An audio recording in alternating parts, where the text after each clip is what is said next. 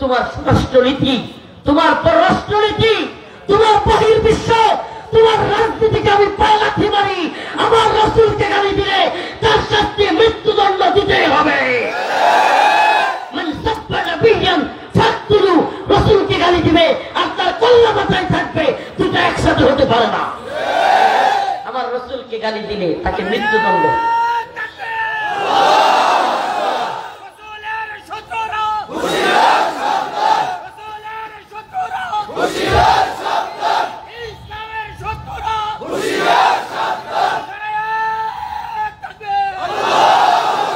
রাসূলুল্লাহ সাল্লাল্লাহু আলাইহি ওয়াসাল্লামের পেট, রাসূলের পেট বিকৃত কইরা, ছবি অঙ্কন কইরা, ফ্রান্সের বড় বড় বিল্ডিং এ বড় বড় পর্দা লাগায়া, প্রজেক্টর লাগায়া সেই এমানুয়েল ম্যাক্রো রাসূলের ছবিকে ওখানে বিকৃত করলো, যার বিরুদ্ধে গোটা বিশ্ব ফুঁসে উঠলো, আন্দোলন করলো। তোমার নেত্রী সেই এমানুয়েল ম্যাক্রোর মতো কুখ্যাত শাতেমে রাসূলকে বাংলাদেশে লাল গালিচা সংবর্ধনা দিল, আর সেই খারাপ কুখ্যাত শাতেমে রাসূলকে তোমার নেত্রী চুমু খাইলো, চুমাচুমি করলো, অথচ তোমার অন্তরে ঈমানের গায়রত নাই, অথচ তোমার অন্তরে আঘাত লাগলো না। আল্লাহর রাসূলের এত ভালোবাসা তোমার ভিতরে, রাসূলের অপমানে যদি না কাঁদে তোমার মন, মুসলিম নয় মুনাফিক, তুই রাসূলের দুশমন। এই ফ্রান্সের মেট্রোকে হাসিনা লাল গালিচা সংবর্ধনা দেয় নাই? দিছে কি দেয় নাই? শুধু কি লাল গালিচা সংবর্ধনা, মেট্রোর সাথে চুমাচুমি মাখামাখি করতে কি করে নাই? কত নির্লজ্জ তুমি! তোমার রাসূলকে নিয়ে কটূক্তি হয়, তুমি ইমানদার দাবি করো, তোমার রাসূলকে যে গালি দেয়, কটূক্তি করে, ব্যঙ্গচিত্র বানায়, সেই মেট্রোকে তুমি রাজনীতি বুঝছো। রাজনীতি কই? এটা তো বহির্বিশ্বের রাষ্ট্রপ্রধানরা আসলেই, এ বেটা যে রাসূলকে গালি দিয়েছে তার সাথে কিসের রাজনীতি, তাকে আমাকে কেন আনতে হবে? তুমি রাজনীতির নামে ঈমান বিক্রি করে দিছো। তুমি এতই দলান্ধ হয়েছো যে তোমার দলের ধর্মই তোমার ধর্ম, তোমার নিজস্ব কোনো ধর্ম নাই। মনে রাখবা, তোমার দল, তোমার নেতা জাহান্নামে গেলে তুমিও জাহান্নামে। আল্লাহ পাক বুঝার তৌফিক দান করুক। ইকরামা ঘটনা মনে আছে? ইকরামা ভয় পায়া ইথিওপিয়া পালায়া যাওয়ার চেষ্টা করলো। জাহাজের মধ্যে তীব্র ঝাঁকুনি শুরু হয়ে গেল। জাহাজের মধ্যে তীব্র ঝাঁকুনির কারণে ভয়ে আতঙ্কে সবাই হই হুল্লোড় শুরু করে দিল। ইথিওপিয়া যাচ্ছে ইকরামা জাহাজে। পাইলট চিৎকার করে বলল, আজকের এই দুর্দিনে বিপদে একমাত্র আমাকে আপনাকে বাঁচাতে পারেন আল্লাহ। কে বাঁচাতে পারেন? فإذا ركبوا في الفلك دعوا الله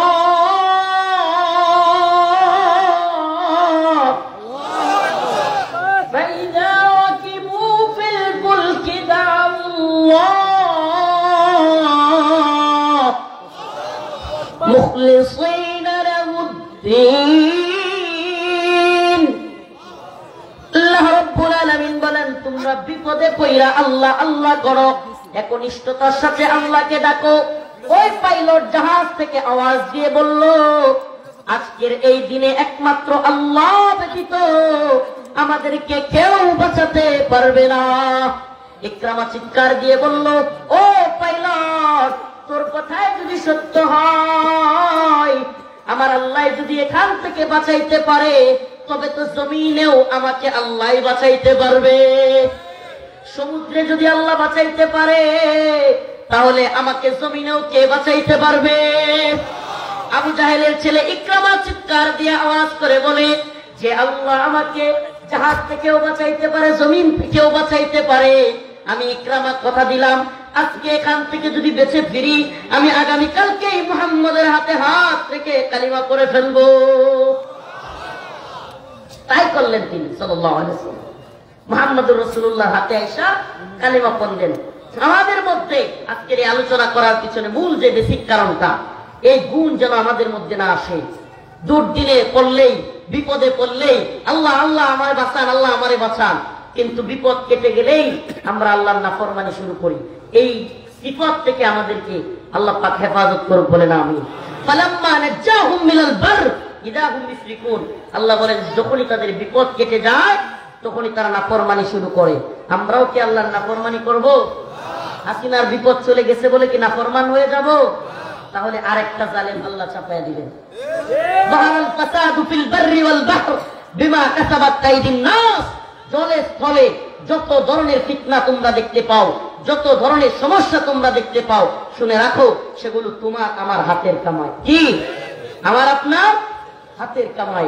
এই জালেম শাসকরা জালেম থাকতে পারতো না যদি আমরা নামাজি হইতাম, দিনদার হইতাম। এই জালেম শাসকরা থাকতে পারতো না আমরা যদি এই তন্ত্র মন্ত্র বাদ দিয়ে দাওয়া এবং জিহাদের পথে অবতরণ হতাম। দাওয়া এবং জিহাদের পথে যদি আমরা অবতীর্ণ হতাম, এই জালেমরা আমাদের উপরে চড়ি ঘুরাইতে পারতো না। কোন ভোটের মাধ্যমে হাসিনারে ফেলতে পারতেন? পারেন নাই। শেষ পর্যন্ত বিপ্লব ঘটাইতে হয়েছে। এজন্য আল্লাহ বলেছেন, আইদু লাহুম মাসতাতাতুম মিন কুওয়া। তোমরা শক্তি অর্জন করো, শক্তি অর্জন করো, কুওয়াত অর্জন করো। আমির রিবাতিল খাইর তুরহিবুনা বিহি আদুওয়াল্লাহি ওয়া আদুওয়াকুম। আর তোমরা এমন শক্তি অর্জন করো যেন তোমাদের শত্রুরা এবং আল্লাহর শত্রুরা তোমাদেরকে দেখে ভয় পায়। আমরা ভয় ধরায় দিতে হবে। এখন কাফের মুশরিকরা আমাদেরকে ভয় ধরায় দেয়। ভারত আমগরে ভয় দেখায়, আমেরিকা আমরা ভয় দেখায়। আমরা বলি আমরা মুমিন, আমরা ভয় পাই কাকে? আমরা পৃথিবীর আর কোন পরাশক্তিকে ভয় করি? এরা আল্লাহকে একনিষ্ঠতার সাথে ডাকতে থাকে, আল্লাহ আল্লাহ আল্লাহ আমারে বাঁচান, আপনি ছাড়া কেউ নাই, এরকম করতে থাকে। আছে না নাই? আমাদের সমাজেও আছে এরকম মানুষ যারা বৃষ্টি আসলে, ঝড় তুফান আসলে, প্রচন্ড ঝড় তুফান যখন হয়, প্রচন্ড ঝড় যখন হয়, দিনের মধ্যে কেউ কথা বলবেন না দেখো, দিনের মধ্যে যখন একেবারে বৃষ্টির হঠাৎ করে ধাম আওয়াজ হয় কিংবা গাছ গাছালি পড়ে যায়, তখন এরা কি করে? লা ইলাহা ইল্লাল্লাহ সুবহানাকা ইন্নী কুনতু মিনাজ জালিমিন, লা ইলাহা ইল্লাল্লাহ সুবহানাকা ইন্নী। পরে কি পড়ে না? কিছুক্ষণ পর এই লোকগুলোই যখন আল্লাহর পক্ষ থেকে কঠিন পরিস্থিতিটা সরাইয়া নেওয়া হয়, ঝড় তুফান সরে যায়, সিগারেট জ্বালায়। এই লোকগুলোই কি করে? আল্লাহ রাব্বুল আলামিন এই আয়াতে কারীমার মধ্যেও একই ঘটনা বলতেছেন, ফাইদা রাকিবু ফিল ফুলক দাউ আল্লাহ মুখলিসিনা লাহুদ-দ্বীন ফালাম্মা নাজ্জাহুম মিনাল বার ইযা হুম ইউশরিকুন। যখন তাদের উপর বালা মুসিবত আসে, যখন সমুদ্রের নৌকার মধ্যে তারা একটা ভয়াবহ পরিস্থিতির মধ্যে পড়ে, নৌকা হেলতে দুলতে থাকে, বড় ঝড় আসে, তুফান আসে, তখন মুখলিসিনা লাহুদ-দ্বীন তারা আল্লাহকে ডাকতে থাকে, চিল্লাচিল্লি করতে থাকে, আল্লাহ আপনি ছাড়া কেউ নেই। আমি আয়াতের শানে নজুল আপনাদের সামনে বর্ণনা করতেছি। হযরত ইকরামা রাদিয়াল্লাহু আনহু আবু জাহেলের সন্তান, সুবহানাল্লাহ, আবু জাহেলের ছেলে সাহাবী, আবু জাহেলের ছেলে নবীর সাহাবী। কল্পনা করা যায়? পৃথিবীতে এমন কোন ধর্ম নাই, এমন কোন মতবাদ নাই যেটা আমাদেরকে ওই শিক্ষা দিতে পারে। সুবহানাল্লাহ। আমার আপনার বাবারে কেউ হত্যা করছে কিংবা কারো অনুমতি নিয়ে বা কারো অর্ডারে আমার আপনার বাবারে মারছে, জীবনে কোন সন্তান আমরা তার কাছে গিয়ে বায়াত নিব? কখনো নিব? অসম্ভব। সুবহানাল্লাহ। অথচ আবু জাহেলকে হত্যা করেছে রাসূলের নির্দেশে। মুআজ এবং মুআজ রাদিয়াল্লাহু আনহু দুই ভাই আবু জাহেলকে হত্যা করেছে, কিন্তু দিন শেষে সেই আবু জাহেলের ছেলে ইকরামা তিনি হয়ে গেলেন রাসূলের সাহাবী। সুবহানাল্লাহ। ওমর রাদিয়াল্লাহু আনহু, যার ব্যাপারে আমরা জানি রাসূলুল্লাহ সাল্লাল্লাহু আলাইহি ওয়াসাল্লাম সে কি করতে গেছিল? হত্যা করতে। এই ঘটনা সবাই মোটামুটি জানে। দারুন নাদওয়া, আরবের তৎকালীন পার্লামেন্ট, নাম কি? দারুন নাদওয়া। আরবের তৎকালীন পার্লামেন্টে আবু জাহেল, উতবা, শাইবা, ওমর সবাই মিলে বৈঠকে বসছে। আবু জাহেল নেতা হিসেবে পুরস্কার ঘোষণা করছে যে যদি মুহাম্মদের কল্লা কেউ এনে দিতে পারে সাল্লাল্লাহু আলাইহি ওয়াসাল্লাম, তাকে 100 উট দেওয়া হবে। কি দেওয়া হবে? হযরত ওমর তখন মুসলমান হন নাই, দাঁড়ায় গিয়েছিলেন উটের লোভে। যে সাহাবায়ে কেরাম উটের লোভে, দুনিয়ার লালসায় কল্লা ফেলতে গেলেন, রাসূলের ভালোবাসায়, রাসূলের সুন্নতে নববীর আখলাক দেখে যেই লোক কল্লা আনতে গেছেন, নিজের কল্লাটা নিচু করে দিয়ে কালিমা পড়ে চলে আসছে। এটা আখলাকে নববী। তো বলতেছিলাম হযরত ইকরামা যখন শুনলো মক্কা বিজয় হয়ে গেছে, রাসূলুল্লাহ সাল্লাল্লাহু আলাইহি ওয়াসাল্লাম মক্কার দিকে আসতেছেন হাজার হাজার সাহাবায়ে কেরামকে নিয়ে। কোথায় আসতেছেন? কোন মক্কায়? যেই মক্কা থেকে রাসূলুল্লাহ সাল্লাল্লাহু আলাইহি ওয়াসাল্লাম সহ তার সাহাবায়ে কেরাম সহ অসংখ্য সাহাবীরা বাড়ি ঘর সবকিছু জমি জমা সব ছেড়ে, আমাকে বলেন এই ঘটনাগুলো শুনলে না আমাদের কাছে গতানুগতিক লাগে, নরমাল, এটা তো অনেক শুনছি। আচ্ছা, কখনো কি কল্পনা করছেন আপনার বাড়ি ঘর ছেড়ে যদি যেতে বলা হয়, আপনার বউ বাচ্চারা নিয়ে অন্য এলাকায় যেতে হবে, আপনি এখানে থাকতে পারবেন না, আপনার এলাকার যে কোনো নেতা মাতবর আপনাকে তাড়িয়ে দিচ্ছে, কল্পনা করা যায়? এটা কল্পনা করা যায়? তো সাহাবায়ে কেরাম রাসূলুল্লাহ সাল্লাল্লাহু আলাইহি সাল্লামের কথায় দ্বীনের জন্য মক্কা ত্যাগ করলেন। যাদের জ্বালায়, যাদের যন্ত্রণায় মক্কা থেকে মদিনায় চলে গেলেন, আজকে তারা বিজয়ী বেশে ফিরতেছেন। আমরা হইলে কি করতাম? আজকে মক্কার মুশরিকরা খাইছি, দৌড়ে ফেলতাম, ঠিক কি ঠিক না? ধরতাম কিনা? আমরা হলে কেউ ক্ষমা করতাম? অথচ রাসূল বললেন মক্কায় ঘোষণা করে দাও সাধারণ ক্ষমা, সাধারণ ক্ষমা, সবাইকে ক্ষমা করা হবে। কাউকে, যারা আবু সুফিয়ানের ঘরে যাবে তারা ক্ষমা পাবে, যারা কাবা চত্বরে থাকবে তারা ক্ষমা পাবে, এভাবে বিভিন্ন জায়গায় যারা ঘরের ভিতরে থাকবে তারা ক্ষমা পাবে, বিভিন্ন জায়গার কথা বলে বলে যে তারা সাধারণ ক্ষমা পাবে। সুবহানাল্লাহ। তবে ইল্লা রাসূলুল্লাহ সাল্লাল্লাহু আলাইহি ওয়াসাল্লাম কিছু ব্যক্তিকে ইস্তিসনা করলেন, না করে দিলেন যে এদের ক্ষমা নাই, এদের ক্ষমা নেই। এদের অপরাধ কি?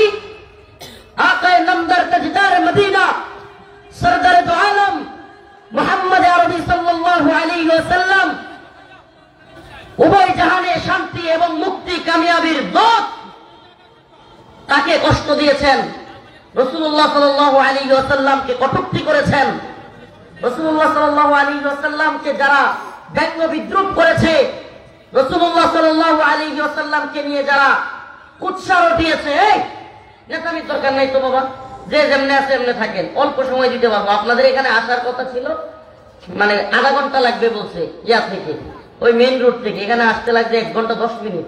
রাস্তার যে অবস্থা, 3 ব্রিজে প্রাইভেট কার আটকে গেছে, আসে না। আমি ভাবছিলাম এই ঠান্ডার মধ্যে মোটর সাইকেলে নিয়ে যেতে হয়, আল্লাহর রহমতে আস্তে আস্তে সবাই নাইমে হাইটে আসছি, এই ব্রিজগুলো পারাইতে অনেক কষ্ট হয়েছে। যাই হোক, আসতে পারছি, এতে শুক্রিয়া। আপনাদের এলাকার একজন মনে হয় আফ্রিকা প্রবাসী, ছেলেটার নাম জানি না, হাসান, আল্লাহ পাক তাকে কবুল করুক, বলে না আমি।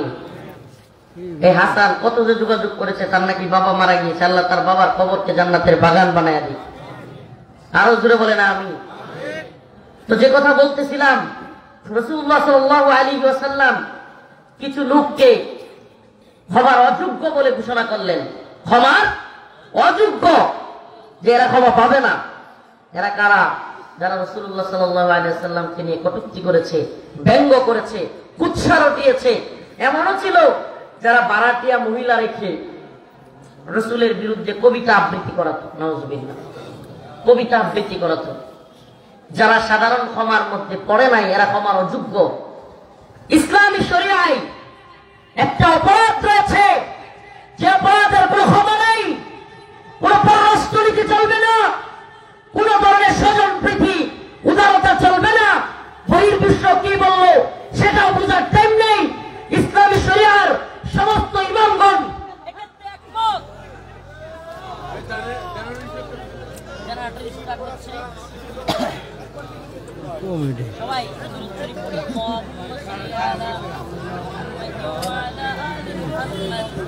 كما صليت على إبراهيم وعلى آل إبراهيم إنك حميد مجيد اللهم بارك على محمد وعلى آل محمد كما باركت على إبراهيم وعلى آل إبراهيم إنك حميد مجيد ইসলামী শরিয়া সমস্ত ইমামগণ এ ব্যাপারে একমত যে যদি কেউ রাসূলুল্লাহ সাল্লাল্লাহু আলাইহি ওয়াসাল্লামকে কটূক্তি করে, গালমন্দ করে, তার শাস্তি ওয়াজিবুল কতল, মৃত্যুদণ্ড।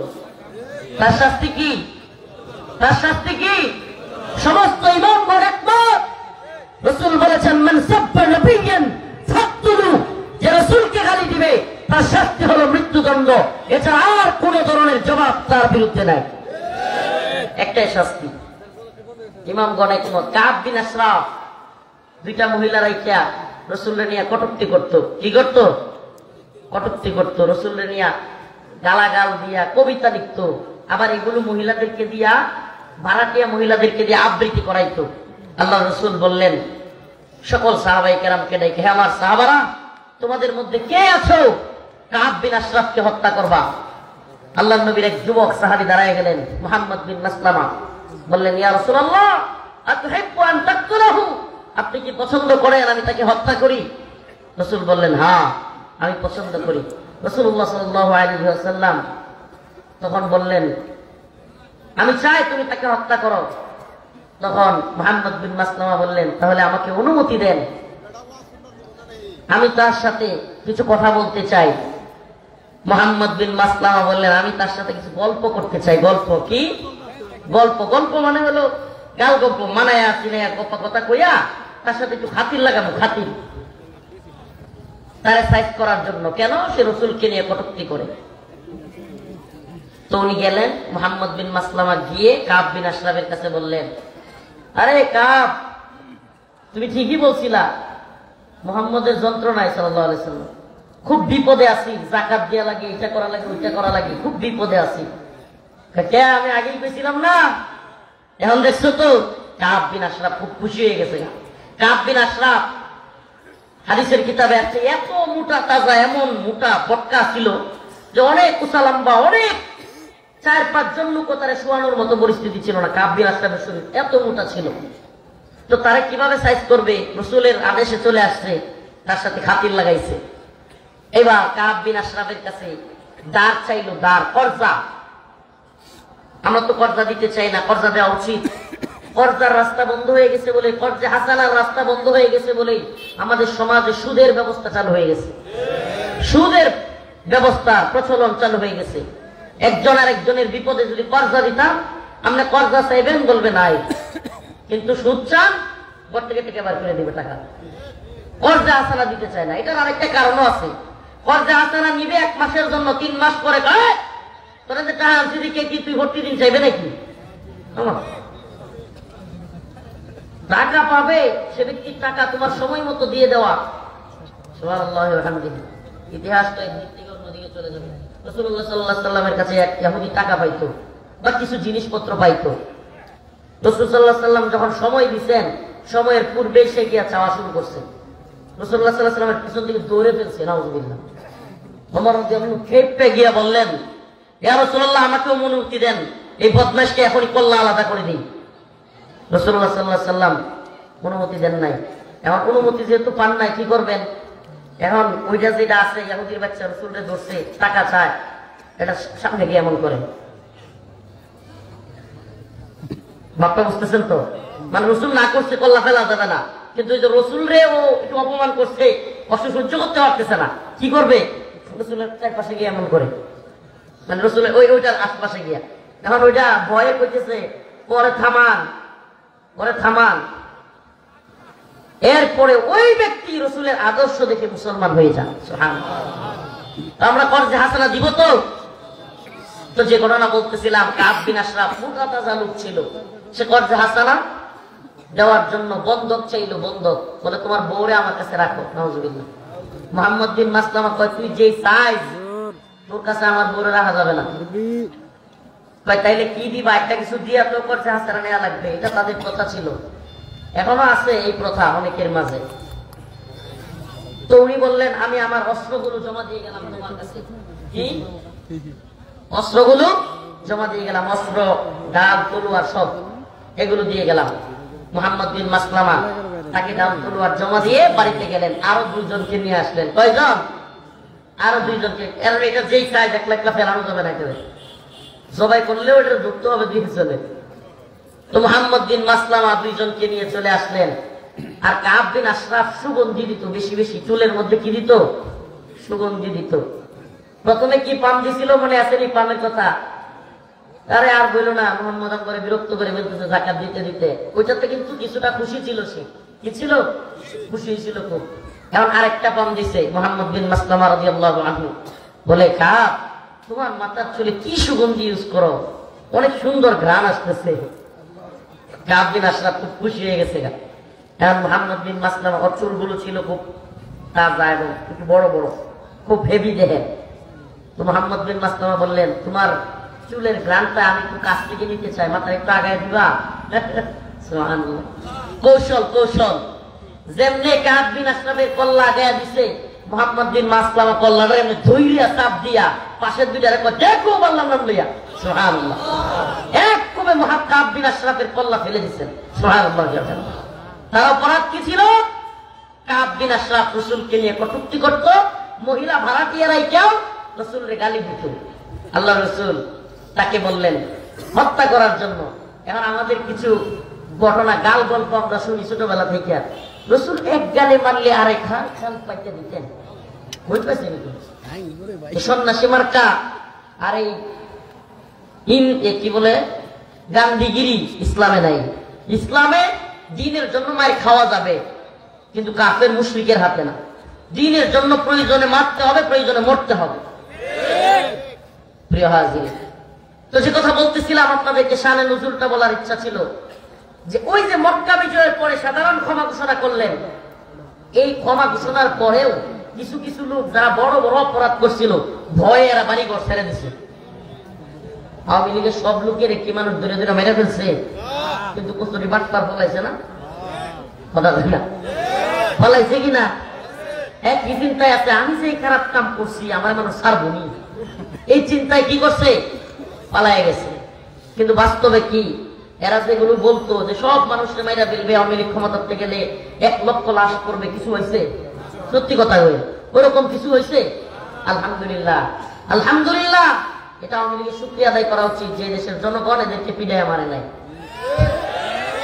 কিন্তু এগুলোর ভিতরে এখনো পর্যন্ত কোনো অনুশোচনা নাই, অনুশোচনা নাই।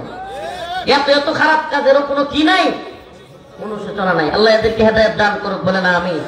হেদায়েত না থাকলে পুরা কওমটাকে ধ্বংস করে দিই।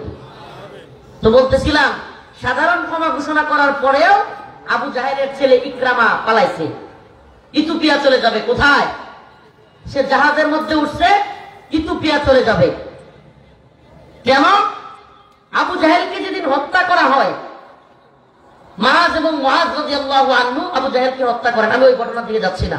মুআজ রাদিয়াল্লাহু আনহু যখন আবু জাহেলকে পাকড়াও করে ধরে ফেলেন, তখন ইকরামা আয়েশা ওনার হাতের মধ্যে খুব মারে, মানে বাপেরে মারতেছে দেখিয়া এর মায়া লাগছে। আবু জাহেলের ছেলে নাম কি? ইকরামা, সে আয়েশা খুব মারছে। তো মুআজ রাদিয়াল্লাহু আনহুর হাতটা এখান থেকে ঝুলে চামড়া সবটা কেটে গেছে, কাইটা এভাবে পড়ে গেছে।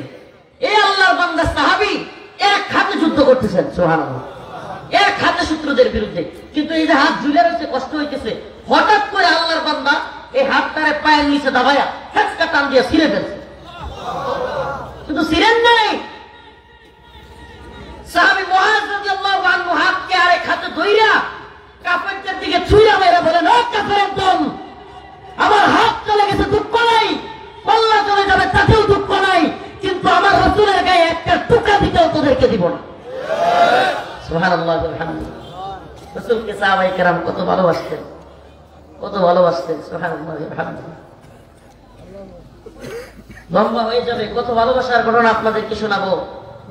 সাহাবাদের মেয়েরা, সাহাবাদের বিবিরা, বাচ্চারা যুদ্ধ ময়দান থেকে যখন ফিরতো, মানুষ যুদ্ধের ময়দান থেকে বাড়ির দিকে ফিরতো, যুদ্ধের লোকেরা বলতো, এই শুনছো, তোমার বাবা মারা গেছে। সন্তান বলে, আমার বাবা মারা গেছে কিনা আপনাকে জিজ্ঞেস করি নাই, বলেন আমার রাসূল কেমন আছে। স্ত্রীকে বলতো মানুষ যুদ্ধ থেকে আইসা, স্ত্রীকে, যে আপনার স্বামী তো মারা গেছে, আমি আপনাকে জিজ্ঞেস করি নাই আমার স্বামী মারা গেছে কিনা, আমার রাসূল কেমন আছে। কোন রাসূল, কেমন রাসূল আমরা পেয়েছি सल्लल्लाहु अलैहि वसल्लम। मैदान महशर में नबी ने फरमाया, जब जहन्नम आएगी और एक चीख मारेगी, জাহান্নামের ময়দানে যখন, হাসরের ময়দানে যখন জাহান্নামকে হাজির করা হবে, হাদিসের মধ্যে আসছে এক চিখ মারেগি, এমন এক জোরে আওয়াজ দিবে, জাহান্নামের এক বিকট আওয়াজে সমস্ত মানুষ যারা দাঁড়ায়া ছিল তারা হুট করে পা দিয়ে বসে যাবে, একেবারে হুট করে উপর থেকে বসে যাবে, ঠাস করে বসে যাবে।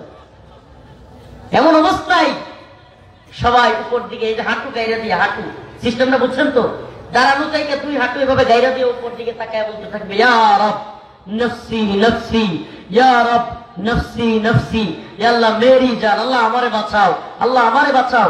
মা তার ছেলের কথা ভুলে যাবে, ছেলে তার মার কথা ভুলে যাবে, বাবা তার সন্তানের কথা ভুলে যাবে, সন্তান তার বাবার কথা ভুলে যাবে, ভাই ভাইয়ের কথা ভুলে যাবে, বোন ভাইয়ের কথা ভুলে যাবে, স্ত্রী স্বামীর কথা ভুলে যাবে, স্বামী স্ত্রীর কথা ভুলে যাবে। জাহান্নামের এক চিৎকারের ভয়ে সবাই বলতে থাকবে, ইয়া রব নফসি নফসি, আল্লাহ মেরি জান, আল্লাহ আমারে বাঁচাও, আল্লাহ আমারে বাঁচাও। ও ভাই, শুধু টাঙ্গাইলের মুসলমান কিংবা বাংলাদেশের মুসলমান নয়, শুধুমাত্র সাধারণ মানুষ নয়, ওলি আউলিয়া গাউস কুতুব পীর মাশায়েখ বক্তা মুফতি শাইখুল হাদিস সব বলতে থাকবে, ইয়া রব নফসি নফসি, জাহান্নামের চিৎকারের ভয়ে। আরে আজকে তোমাদের সামনে যারা দাম্ভিকতা নিয়ে বলে, আরে দুনিয়ায় খেল তামাশা করি না, জাহান্নামে যেমন চাই তা হোক, নাউযুবিল্লাহ, এই লোক এখন বুঝবে না জাহান্নামের শাস্তি কত ভয়াবহ।